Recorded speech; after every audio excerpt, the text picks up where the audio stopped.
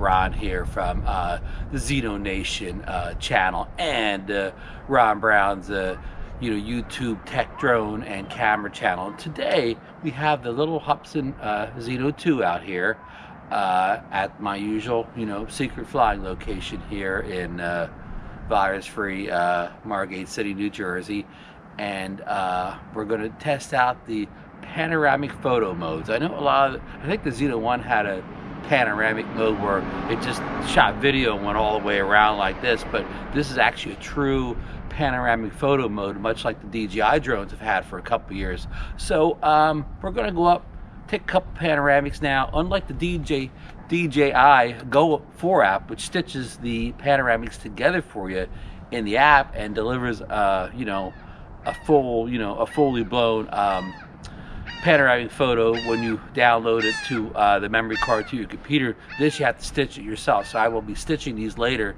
in Adobe Lightroom, and we'll present the results in the conclusions part of this video at the desktop. So get ready. We're gonna go up for get a couple real nice panoramic shots there. We got a beautiful day, not a cloud in the sky, so a couple panos of the beach, and I'll be interested to hear your feedback. So I'm gonna go get this thing on the pad and get them going. See you soon. Okay, we're in the X Hubsan 2 app here, and we scroll on the left here all the way to the bottom to see panoramic photo. Now we have 4 different panoramic photos. We're going to try the 180 panoramic photo first, and before operating function, please set the camera parameter to 1080p 30. I did not realize you had to do that, so let's go through the steps. Look on the right side now as we go into the photo settings menu here, and of course it's still telling me I need to be at 1080p 30, so we have to switch over to video to do that. I don't know why that's making us change the video settings to take a photo, but we're going to do what it says anyway. So the top one is video resolution, so we're going to change that from 4K down to 1080p, and the next one down is frame rate, and we're going to change that from 60 down to 30. All right.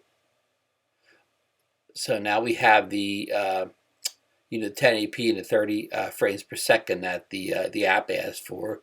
So now we're going to switch it back to photo mode again. That red indicates that we're in video mode, so we've got to get back on photo. Okay, switch to photo. You saw that on the left. Now this is going to take 6 exposures, and it's counting them down. Now there's 1 of 6. You saw the light flash.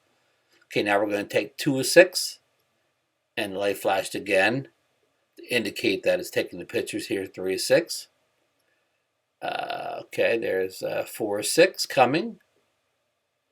There's the flash. Moving around again. This is totally moving on its own. I'm not doing any of this moving. It's totally automated at this point. My hands are off the sticks. Alright, so we're going to finish up the last photo, 6 of 6 here. And the next frame is the completed panoramic photo of 6 images that I stitched together in Lightroom. We'll go into the details on this a little later. Alright, now we're going to take the second pano. This one we're going to do the horizon pano, which is 4 photos. So we're going to start off here again. This is totally automated. I'm not doing anything. Okay, here they're 1 of 4, 2 of 4. Moving for the next one here. Flash indicate that we're switching to the next one. Okay, 3 of 4 and 4 of 4. So we're done now. And here is the stitched result of that photo. More of a up and down. So okay. This is just a random flying I'm doing here after I've taken the photos. I'm going to get out of panoramic mode and get myself back into another mode. You can see I have Spear, which takes up to like 36 photos, I believe, something really high. We'll try that at a later date. And there's also a vertical photo, which I imagine would be good for, like, if you were on your, they would look good on an iPhone or something like that that had the, the profile. So we'll try that in the next hour too. But today we tried the 180 and the horizon photos. And now what I want to talk about here is the first one I did, the 180. If you look at the stitching, and I'm going to insert it here, you can see that on the right hand side over the ocean.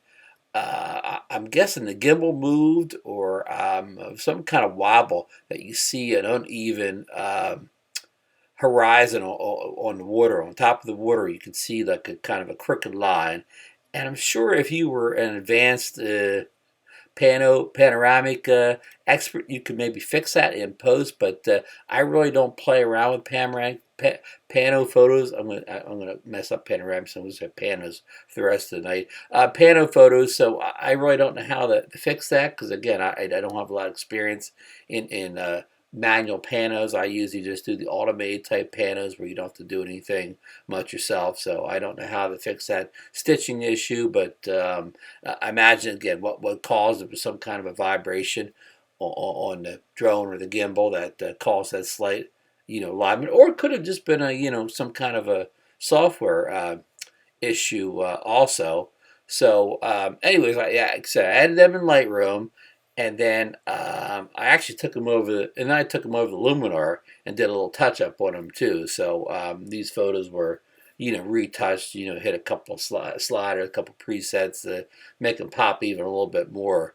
So, and the second photo was the what do we call that second one? The with the 180 and the Horizon one. And the Horizon one was 4 photos, and it captured more of a kind of up and down, sky and ground, where the 180 was more of a like kind of a narrow line, but extremely wide. Where this one wasn't wide, but it was way up and down. So different ones for different purposes. Like the 180 panel would have been good for some kind of a, like you were out west on some kind of a great landscape of something like Canyonland or something like that, where you got all this in the shot. Where the other one, the Horizon one, may be a good one where you're trying to catch like a tall building or a tall mountain, and you want the top and bottom all in the in the same photo. So both of them have their places, and the same thing with the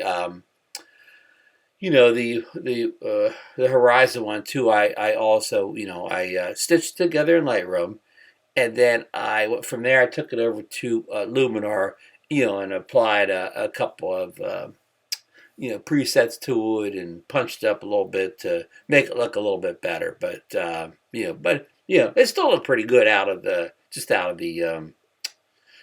the camera there. As you see on the screen here, I'm catching up some surfers here. If you look at also, you can see the that darn lens flare issue on the bottom left-hand side of the screen there that we've talked about before. We'll talk about it more again sometime. So that's about it. I could ramble on here forever, but if you have any questions about pano photos on the Zino 2, just let me know. I don't know if I could have taken them in the DNG format. These were taken in JPEGs. I have to go in and see if I could do a DNG pano, or I forget if it forced me into the JPEG. But we will talk about it in a follow-up video. Okay, thanks a lot for joining us for another flight with the Zino 2, and we'll see you in the next one.